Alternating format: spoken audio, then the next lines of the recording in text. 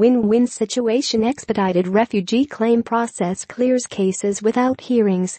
The Immigration and Refugee Board is clearing about 160 claims per month using an expedited process that eliminates the need for hearings and straightforward refugee claims for people from 7 countries.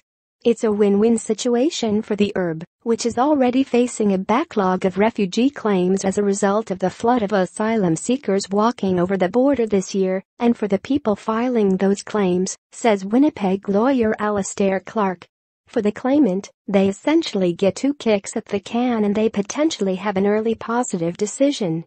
Secondly, for the tribunal, because they save resources. They don't have to have a hearing, they don't have to expend additional time to hear oral evidence, and they can review a case based only on the documents, Clarke said. Our job is to do our best to make sure all the potential issues are dealt with in the supporting documents. And once it gets to an adjudicator, it's up to him or her to decide whether or not what we've submitted is sufficient to meet the test.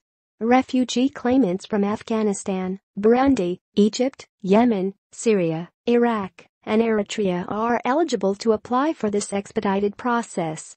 They still have to go through security screening conducted by the Canada Border Services Agency in partnership with the Canadian Security Intelligence Service, and the IRB can decide the supporting documents are not sufficient and can still order a hearing and personal appearance. Between June and September, more than 630 cases were finalized under the expedited process, which is 8.3% of the total number completed in that time period, according to new data from the IRB. Clarke has had 2 successful expedited cases in the last month. 2 more are in the works. Serwin and Kuna are grateful they were accepted as convention refugees in Canada. They don't want to be identified because they still have immediate family in Iraq and worry about their safety. Jason Impson, CBC News. One of the successful claims was for a family from Iraq. The husband, who only wants to be identified as Serwin, was a human rights lawyer working with Syrian refugees in Iraq. He decided to leave when his life was threatened twice by local militia. The family traveled through Istanbul to the United States. They walked over the Canadian border at the Emerson port of entry on July 30th. Their refugee claim was accepted at the beginning of October. For me and for my family members, actually we are feeling very happy for that. The day when the staff from the lawyer informed me was very great news. I see this as one of the big achievements in my life, Serwin said, adding he and his wife still have many immediate family members in Iraq and they fear for their safety.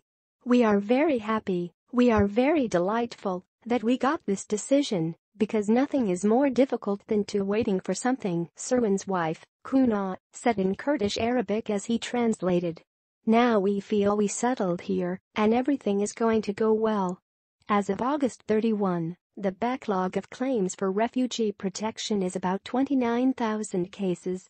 There are also 5,000 legacy claims from before 2012, when there was an overhaul of the country's refugee system, that are being processed by a separate task force. The IRB's backlog has grown by about 1,400 cases a month since January, mainly because of a surge of people walking across the border into Canada to claim asylum. More than 8,000 people have crossed into Quebec from New York since July. Most of them Haitians worry they'll be deported if the United States lifts their temporary protected status. Winnipeg lawyer Alastair Clarke wants to see more clients using the expedited process for refugee claims at the Immigration and Refugee Board. He says it's a win-win situation for both sides. Lizaville, Sales CBC News. Under federal legislation, including the Balanced Refugee Reform Act, they're supposed to get a hearing before the IRB within 30 to 60 days.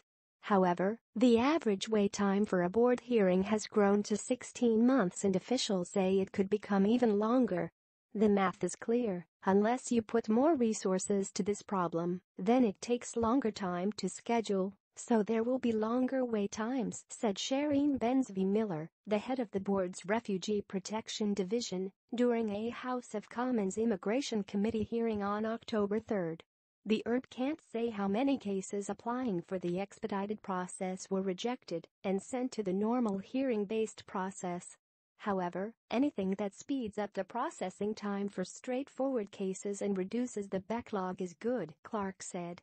We get claimants calling us on a monthly basis or a weekly basis, asking us if we have any information. When are they going to have their hearing? When are they going to have a chance to